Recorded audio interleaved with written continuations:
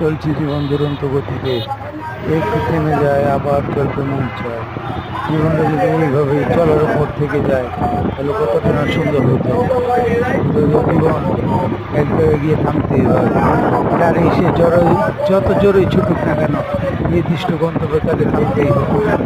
জীবনের নিয়মটা এরকম, এক সময় আপনাকে থামতেই হবে। ধন্যবাদ বন্ধুরা।